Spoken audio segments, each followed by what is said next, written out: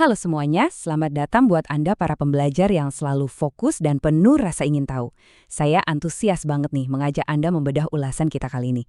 Hari ini kita bakal ngobrolin sebuah konsep yang benar-benar memberdayakan dan bisa langsung Anda praktekkan di rumah, yaitu membangun apotek hidup.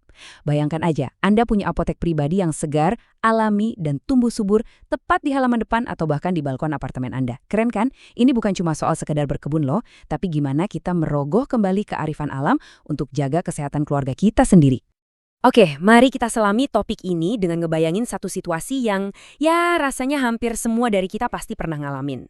Bayangin, jam menunjukkan pukul 2 pagi. Tiba-tiba perut Anda melilit parah atau mungkin jari Anda nggak sengaja kena pinggiran panci panas pas lagi bikin mie instan tengah malam. Anda lari ke kotak P3K dengan penuh harapan dan ternyata kosong melompong, nggak ada apa-apa. Momen panik itu kerasa nyata banget kan? Kita butuh pertolongan cepat tapi nggak ada satupun obat kimia di situ. Tapi hei, jangan panik dulu. Daripada ngerasa buntu, coba deh kita lihat fakta yang cukup mengejutkan ini. Tahukah Anda, Indonesia itu punya sekitar 30.000, ya 30.000 spesies tumbuhan. Dan dari puluhan ribu itu, ribuan diantaranya adalah pahlawan super medis sejati. Bagian paling serunya, kita tuh bisa menanam superhero ini sendiri. Kita benar-benar punya kekayaan alam yang luar biasa buat merawat diri kita secara mandiri, tanpa harus nunggu apotek buka. Nah, di ulasan kali ini, peta jalan kita simple aja. Kita bakal bahas, pertama, mengapa apotek hidup, kedua, jahe si raja imunitas, ketiga, kunyit sang antibiotik alami, keempat, lidah buaya si dokter kulit pekarangan, kelima, daun sirih si antiseptik tanpa perih, dan terakhir, gimana caranya kita mulai sekarang? Masuk ke bagian pertama, mengapa apotek hidup? Inti dari semua ini sebenarnya cuma satu kata, yaitu kemandirian. Ini soal gimana kita pelan-pelan menukar ketergantungan kita sama apotek komersial dengan memberdayakan kebun di rumah kita sendiri. Nomor 2, kita kenalan sama pahlawan pertama kita, jahe, atau nama botaninya Zingiber officinale. Jangan salah sangka ya, jahe ini bukan cuma sekedar bumbu dapur pelengkap sup. Tanaman ini benar-benar si raja imunitas yang super tangguh. Faktanya nih, kalau ditaruh di lingkungan yang pas, jahe itu bisa hidup sampai berpuluh-puluh tahun. Ibaratnya, ini tuh investasi kesehatan seumur hidup. Terus, sainsnya gimana? Ingat kan cerita sakit perut jam 2 pagi tadi? Nah, rasa mulas itu bisa diredakan sama senyawa luar biasa yang namanya gingerol. Secara medis dan ilmiah, gingerol ini udah terbukti banget ampuh melawan peradangan dan meredakan rasa mual atau pengen muntah. Jadi pas Anda nanam jahe, Anda itu nggak cuma nanam bumbu masakan, tapi Anda lagi membudidayakan pereda nyeri yang udah bersertifikat langsung dari alam. Terus prakteknya gimana cara nanam si raja imunitas ini? Gampang banget kok. Langkah pertama, rahasianya ada di bibit. Pastikan Anda pilih rimpang yang umurnya udah cukup tua, sekitar 9-10 bulan, karena daya tumbuhnya itu lagi maksimal banget. Langkah kedua, jahe itu nggak suka tempat gelap, jadi taruh aja di area yang terbuka. Dan ketiga, pastikan dia berjemur dapat sinar matahari penuh seharian, biar rimpangnya nanti tumbuh gemuk-gemuk dan sehat.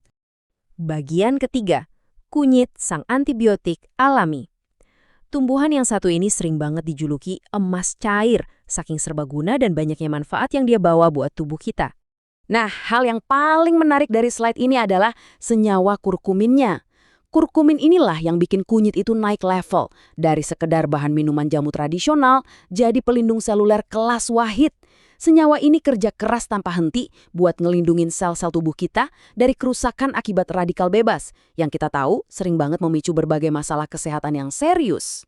Tapi tunggu dulu, kalau soal perawatan, si kunyit ini punya kepribadian yang lumayan unik. Dia itu ibarat peminum yang agak rewel. Di satu sisi, dia butuh banget penyiraman rutin supaya subur. Tapi di sisi lain, dia paling anti sama yang namanya kaki basah. Kalau air sampai menggenang di pot Anda, rimpangnya bakal langsung membusuk saat itu juga. Kuncinya apa? Drainase.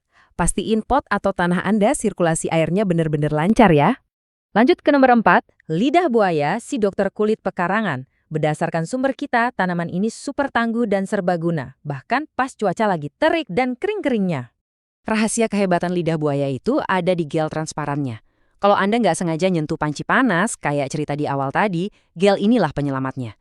Kenapa? Karena gel tersebut punya kandungan lignin dan saponin. Kombinasi dua senyawa ini secara medis itu kayak keajaiban, dia mempercepat penyembuhan luka bakar ringan dan sekalian mengunci kelembaban kulit. Bener-bener persis kayak salep luka mahal. Bedanya yang ini tumbuh gratis di halaman rumah. Kabar baik nih buat Anda yang mungkin agak sibuk atau ya agak malas kalau disuruh nyiram tanaman tiap hari. Lidah buaya ini sangat pengertian. Langkah pertama, siapkan aja tanah yang sedikit berpasir supaya akarnya bisa napas lega. Nah, langkah kedua, cukup siram 1-2 kali sehari aja. Tanaman tangguh ini justru nggak suka kalau disiram berlebihan. Jadi jangan terlalu rajin nyiramnya ya, biarin aja dia sedikit mandiri. Masuk ke bagian kelima, daun sirih, si antiseptik tanpa perih. Sekarang kita geser sedikit fokusnya dari masalah kulit dan perut ke soal kebersihan dan luka luar. Kekuatan daun sirih itu ngumpet di dalam kandungan minyak atsirinya. Minyak ini tuh bertindak sebagai agen antiseptik dan antibakteri alami yang luar biasa. Jadi kalau tiba-tiba anak Anda jatuh dan lututnya luka, atau mungkin tiba-tiba mimisan, daun sirih ini pertolongan pertama yang sangat bisa diandalkan. Dan bagian yang paling disukai ibu-ibu, dia itu bersihin luka tanpa ngasih sensasi perih yang menyiksa. Cocok banget buat anak-anak. Nah, daun sirih ini gaya hidupnya beda karena dia itu tanaman merambat.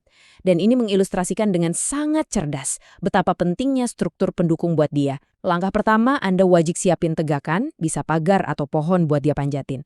Langkah kedua, tanam di bawah sinar matahari penuh.